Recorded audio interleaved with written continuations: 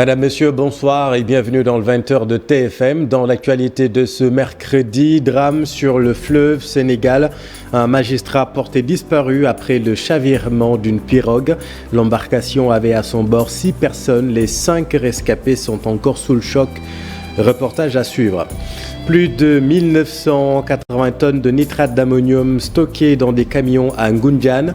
Les populations craignent le pire. Les jeunes du village alertent les autorités.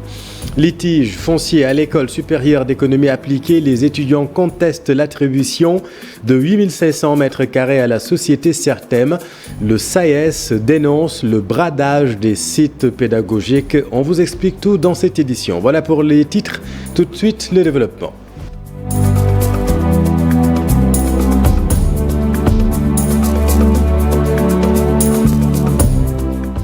Un magistrat porté disparu après le chavirement d'une pirogue dans le nord du Sénégal. Le drame est survenu dans un affluent du fleuve à hauteur de Niargo dans le département de Podor. L'embarcation avait à son bord 6 personnes, 5 ont pu être sauvées. Le point avec Ousseynou Diop et Habib Seck. Le chavirement de la pirogue a eu lieu aujourd'hui dans la matinée.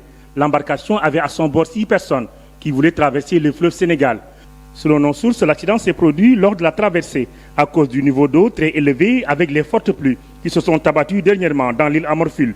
Malheureusement, la pirogue a chaviré à hauteur de Niagorgo, à Doué. Le bilan fait état d'un mort toujours porté disparu et de plusieurs autres personnes sauvées par les habitants de Niagorgo.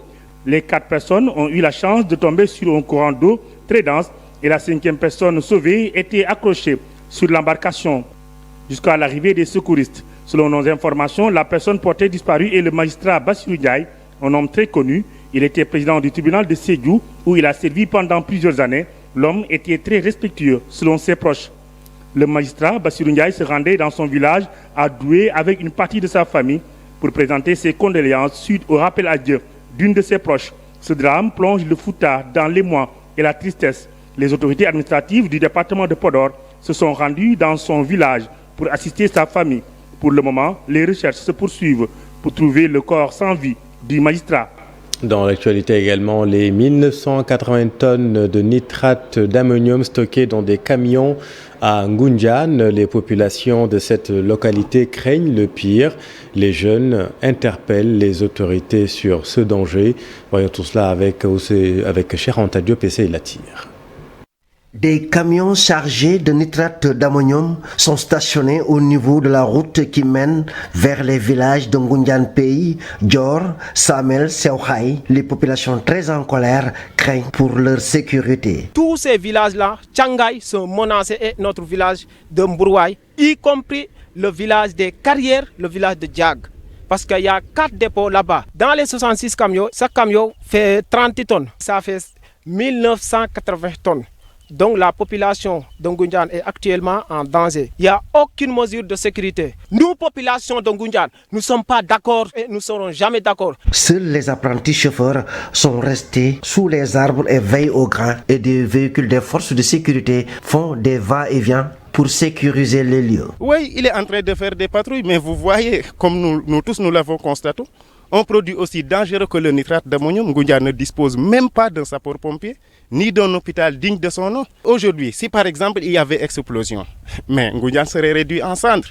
Donc nous lançons un appel à l'autorité compétente, notamment le sous-préfet de Thiénaba, qui est l'autorité administrative déconcentrée de l'État. Ici à Ngoundiane, les populations ne savent plus à quel sein se vouer. Ce produit dangereux inquiète au plus haut degré. Le maire de Ngoundiane et le sous-préfet de l'arrondissement de Thiénaba mettent en œuvre des stratégies pour trouver des solutions à cette crise. L'autre grand titre de cette édition, 8600 mètres carrés de parcelles de l'école supérieure d'économie appliquée sont attribués à la société Certem, propriétise par l'État du Sénégal. Un contrat de bail d'une durée de 30 ans avec une possibilité de prorogation de 20 ans est signé avec la société. Sur ce foncier, un bâtiment à usage d'habitation doit être érigé et un montant de loyer estimé à 5 160 000 payables annuellement. Un contrat de bail que les étudiants de l'ECA ex-ENEA ne comptent pas accepter. Voyons tout cela avec Habib Faye et Diafarapa.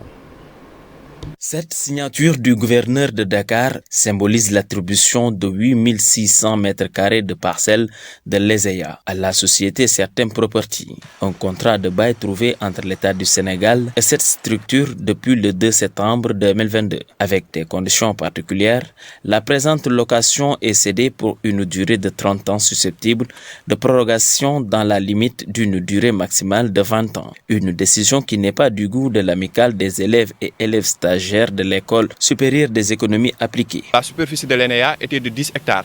On a pris actuellement ce qui nous reste, c'est 5 hectares. Donc si on veut prendre encore 0,86 hectares, donc là, on dit niet. Actuellement, nous voyons que l'État, ce qu'il est en train de faire, c'est de tuer cette école qui a été créée par Mamadou Dia. Et nous, on ne va pas l'accepter. Dans ce document reçu du ministère des Finances et du Budget, un contrat lié à la société Certem à l'État du Sénégal à travers un montant de loyer estimé à 5 160 000 francs CFA payables annuellement. Nous invitons l'État à prendre plus de considération à cette école. Parce que cette école a eu à former plusieurs cadres dans ce pays. Dans ce cadre-là, nous disons que l'ESEA ne demande pas. Nous exigeons que l'ESEA garde son intégrité. Et cela, ce sera fait de par tous les moyens que nous allons utiliser, nous, en tant que représentants des étudiants. Sur ces 8600 mètres carrés, la société Certem Property compte construire un immeuble à usage d'habitation dans le délai maximum de 3 ans. Il est interdit de changer la destination de la parcelle louée, une situation que le SAES fustige dans un communiqué. Les enseignants veulent une cessation de ce contrat de bail. Et la coordination SAES Campus de Dakar dit non à la vente des parcelles faisant partie du domaine foncier de l'UCAD. Leur porte-parole Ousmane Diao avec Fatima Touré. La coordination SAES Campus de Dakar rappelle qu'il est inadmissible de céder un espace à vocation éducative pour le bénéfice de privés ou autres institutions. Aujourd'hui, d'autres structures, à l'instar de Sten Property, avec la complicité de l'État du Sénégal, seraient en proie de spolier cet espace très cher à la communauté universitaire. Par conséquent, la coordination SAES Campus de Dakar continue d'exiger l'annulation immédiate et sans condition du bail octroyé frauduleusement par le ministère chargé des Finances et du Budget. Sur ce, la coordination SAES Campus de Dakar reste attentive aux différentes décisions qui seront prises par les autorités. En cas de non-satisfaction de cette exigence, la coordination SAES Campus de Dakar tiendra les autorités responsables de toutes les perturbations malheureuses qui pourraient en découler, comme annoncé dans le précédent communiqué. Parlons de toute autre chose. Affaire Doura Diallo à Kédougou. Après une rencontre d'évaluation de 48 heures de grève, le SAMES a encore décrété 72 heures de grève renouvelable. Ils exigent les garanties d'un procès équitable. Daouda Kouli, secrétaire général du SAMES au centre de santé hospitalier de Sédhiou, au micro de Bakary Conté. L'objet de la rencontre d'aujourd'hui de la zone du SAMES Sédhiou, c'était pour faire l'évaluation des 48 heures de grève que nous avons eu à observer au niveau de la zone, mais également pour voir les perspectives qu'il y a à donner par rapport à ce mouvement. Les 3 points qui ont été relevés, qui ont fait que nous allons continuer ce mouvement, c'est que nous réclamons, comme indiqué dans le communiqué, qu'il y ait un procès juste et équitable et un procès rapide par rapport à ces événements de Kédougou. Ça, c'est un élément. L'autre élément, nous exigeons qu'à partir de maintenant, qu'avant d'arrêter une équipe médicale, qu'on puisse au moins concerter le ministère de la Santé, qu'on puisse au moins concerter l'Ordre national des médecins, ou le président de l'Ordre, en tout cas c'est ce que nous avons mis dans notre communiqué, avant d'arrêter des agents de santé. Parce que ce qui s'est passé, nous l'avons dit dans notre communiqué, par exemple à Kédougou, entre l'arrestation de la dernière fois jusqu'au moment où l'on parle, avec des évacuations, parce qu'actuellement il n'y a plus de blocs au niveau de Kédougou. Entre Kédougou et Tamba, c'est des évacuations qui se font. Depuis lors, il y a 2 enfants qui sont décédés. avec ces évacuations. Peut-être que si le bloc fonctionnait, c'était des enfants qu'on pouvait sauver. Ça, c'est des situations, on veut que ça s'arrête, que ces situations ne se reproduisent plus. L'autre chose, nous voulons des concertations entre le ministère de la Santé et le ministère de la Justice pour trouver des solutions par rapport à ce que nous observons depuis ces temps-ci, ces arrestations intempestives, ces arrestations à tout va des collègues médecins. Et ça, nous jugeons que c'est des choses inacceptables. Cette grève est inacceptable et illégale, juge le président de SOS Consommateurs. Maître Massorna Kane dénonce un chantage exercé par les soignants sur la justice. Fatou Bintou Conté et Pape Sangoni Mbaye. En parcourant le communiqué du SAMES, le syndicat des médecins, pharmaciens et chirurgiens dentistes du Sénégal, relatant leur assemblée générale d'hier, Maître Massorna Kane ne peut être furieux. Parce que voilà des personnes honorables, certes, mais irresponsables. Parce que dans leur communiqué, ils posent des exigences. Ils disent nous exigeons.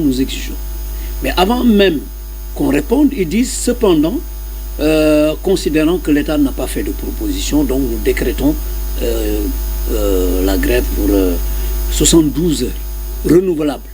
Le président des SOS Consommateurs trouve d'ailleurs illégale cette grève des médecins. Parce qu'elle n'est pas précédée d'un préavis. Ça déjà c'est clair. Ensuite, elle est lourde de conséquences et de dangers pour les malades. Chaque fois qu'on a quelque chose qui ne va pas, on décrète un mot d'ordre de grève, c'est inadmissible. Il faut que l'État mette de l'ordre dans ça. Pour ce membre de l'association, patients en danger, les syndicalistes sont dans leur rôle et cette grève n'est qu'un abus de plus. Le corps médical présent sur ces lieux n'est pas exempt de tout reproche.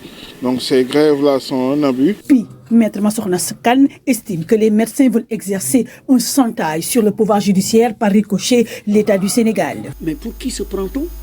Parce qu'on est médecin ou infirmier ou sage-femme, hein? Si on a des problèmes parce qu'il y a des morts d'hommes ou il y a des choses extrêmement graves qu'on peut vous reprocher, qu'on soit obligé de consulter votre corps pour avoir le...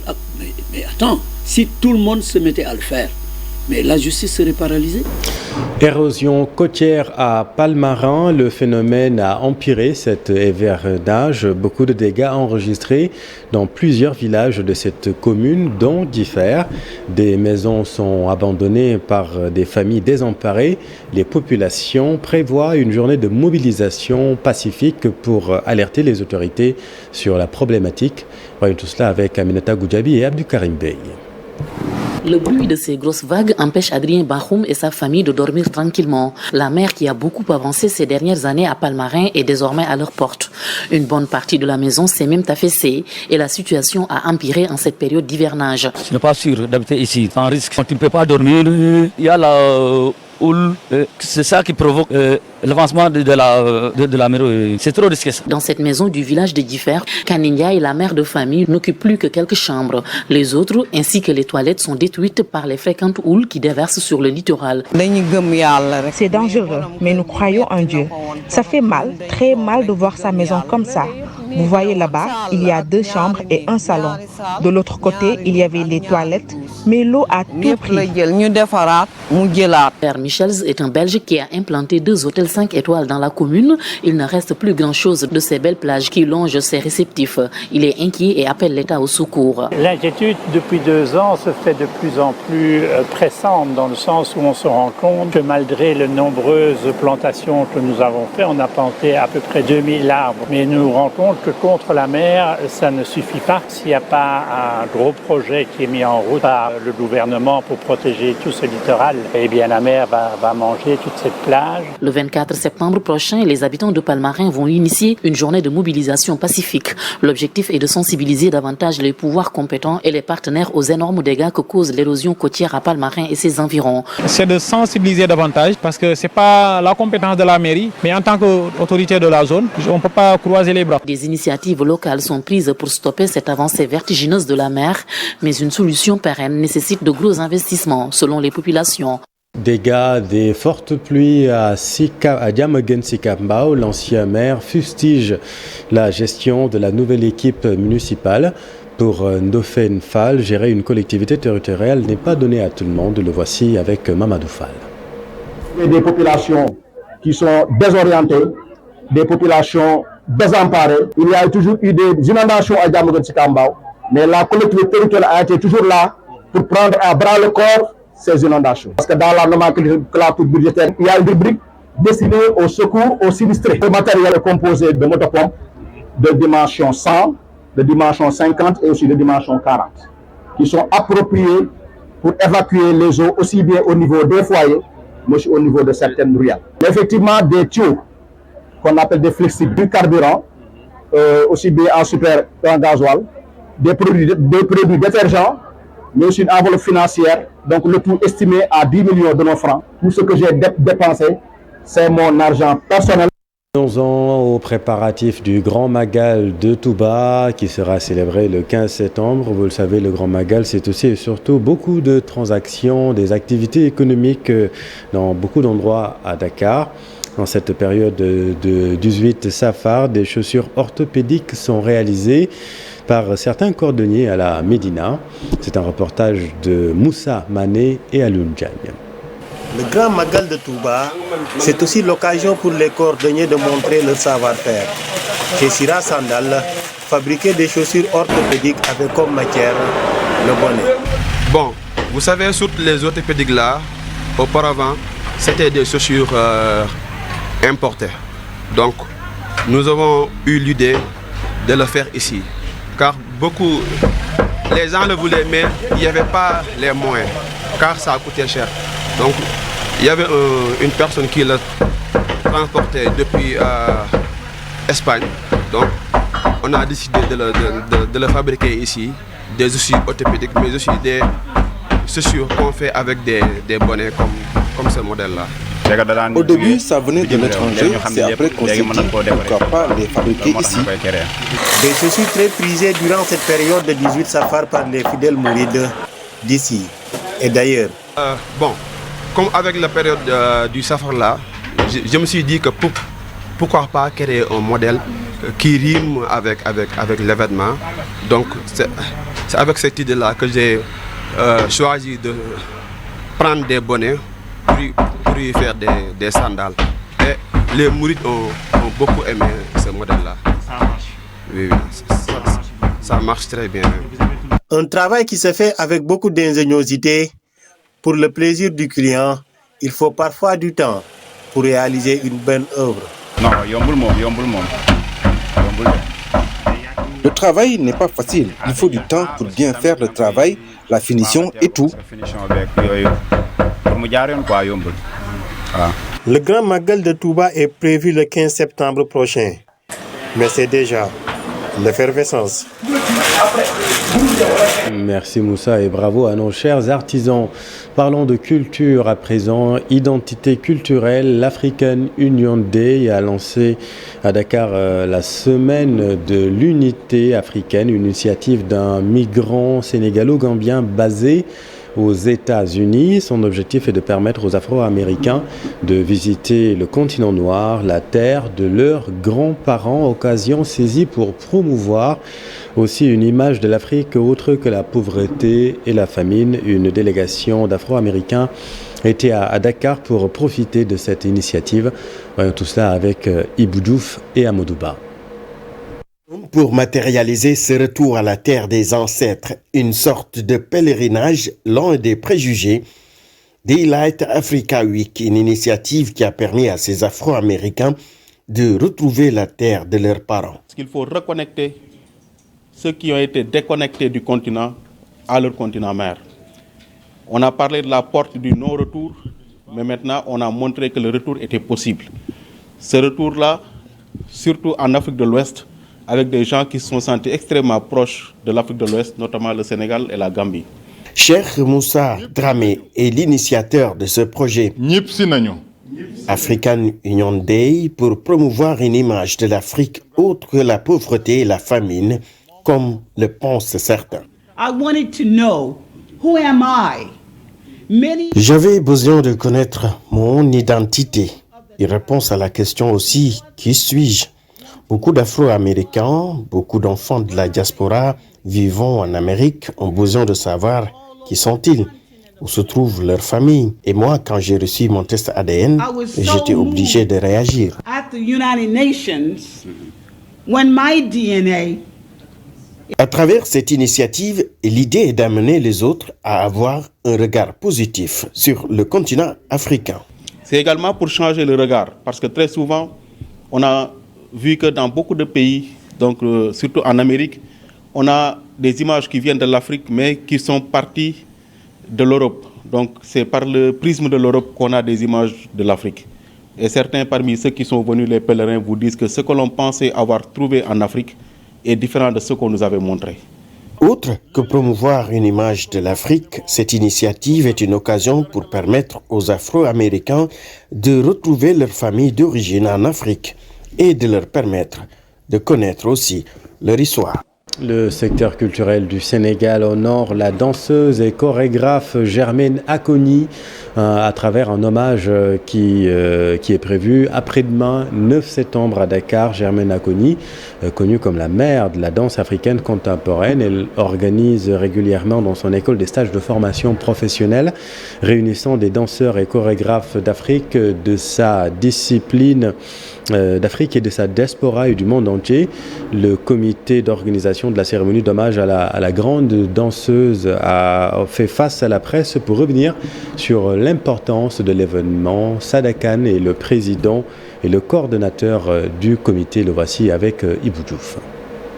L'objectif de cet événement, c'est tout simplement de rendre un hommage mérité à une grande dame de la culture, une grande dame de la danse qui a inscrit les plus belles lettres de noblesse de la danse sénégalaise, ici au Sénégal et partout dans le monde, qui a représenté le Sénégal sur les plus grandes scènes de la danse au niveau international, qui a gagné des prix pour le Sénégal, qui a montré la culture sénégalaise partout, avec des gens comme Doudou Ndiaye Rose, avec des gens comme Julien Giga, donc qui méritent vraiment d'être reconnu et d'être plébiscité pour toute son œuvre culturelle qu'elle a eu à accomplir.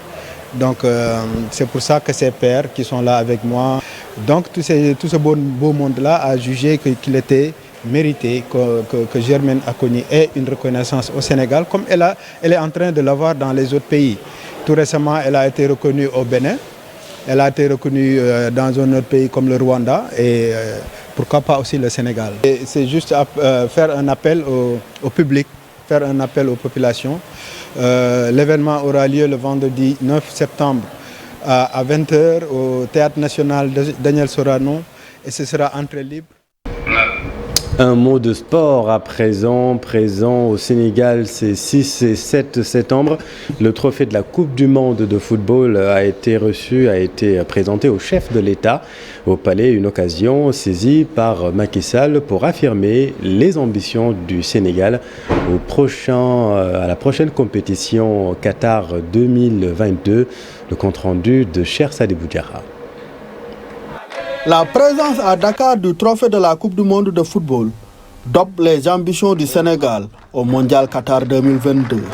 Au plus haut sommet de l'État, un sacre des Lions le 18 décembre prochain est plus qu'espéré.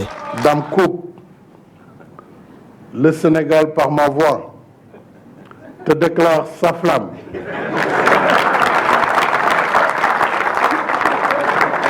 De tous tes prétendants, nous sommes le seul pays de la Teranga.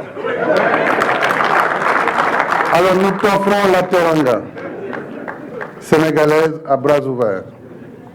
Et nous te promettons que toute griffe d'or, le lion se battra de toutes ses forces pour te conquérir et te ramener ici, au Sénégal. Une demande qui ne tombe pas dans l'oreille d'un sourd. La Fédération sénégalaise de football est prête à relever le défi. Nous sommes chargés d'aller amener la dot et surtout de ramener le trophée ici, la mariée, en décembre pour que le Sénégal puisse célébrer ses noces pendant 4 ans avec le trophée de la Coupe du Monde. Nous y croyons, nous ne nous fixons pas d'ambition comme je l'ai dit, mais surtout nous avons l'humilité des gens ambitieux, c'est-à-dire nous ne pensons pas que ce sera facile, nous allons travailler d'arrache-pied, nous ne négligerons aucun détail, nous respecterons tous les adversaires pour parvenir à cet objectif. En terre sénégalaise, depuis mardi, le trophée de la Coupe du Monde de football quitte Dakar cette nuit pour continuer sa tournée africaine au Cameroun, au Maroc et en Tunisie. Parlons de la vie de la tanière, justement. Le regroupement de l'équipe nationale de foot du Sénégal pour les besoins du mondial Qatar 2022 va se dérouler à Doha. C'est pour éviter de fatiguer les Lions, selon le président de la Fédération sénégalaise de football, Maître Augustin Senghor, que voici. Nous avons choisi les lieux avec notre agent de match où nous devons jouer ces matchs-là. En Autriche d'un côté pour le match contre l'Iran. Et d'un autre côté aussi en France, puisque nous avons choisi, sous proposition de notre agent, de jouer en France, parce qu'il s'agissait de voir soit en Belgique ou en France. Finalement, ce sera à Orléans. Le coach, il a été clair là-dessus. Dès le début, il a dit que je veux jouer des équipes ayant le profil de mes adversaires de groupe. C'est pour ça que nous avons l'Iran, nous avons la Bolivie, qui est une équipe sud-américaine comme l'Équateur. Après, je pense que avant la Coupe du Monde en novembre, nous aurons la possibilité que de jouer un match. Ça certainement, dans la logique du coach, une équipe européenne. Et je pense que si nous avons ces 3 matchs-là, nous serons parés pour pouvoir rentrer dans cette compétition et sortir de cette première étape qui sera cruciale, je le dis encore. Dans le calendrier FIFA, les regroupements démarrent le 13 ou le 14. Et le premier match, ce n'est même plus le 21, c'est le 20. Nous jouons le 21. Donc c'est 5-6 jours. Et très logiquement, pour des raisons sportives, pour des raisons de récupération et d'optimisation du temps de préparation, le coach a choisi de se préparer à Doha même. Donc c'est-à-dire, certainement on viendra ici parce que c'est un passage obligé, prendre le drapeau du... C'est la fin de cette édition. Merci infiniment de l'avoir suivi. L'info continue dans Soir d'Info tout de suite avec Pape Abdoulaye et son invité ce soir, l'économiste Souleymane Astou Diagne. Restez avec nous, vous êtes au bon endroit. Bonne soirée.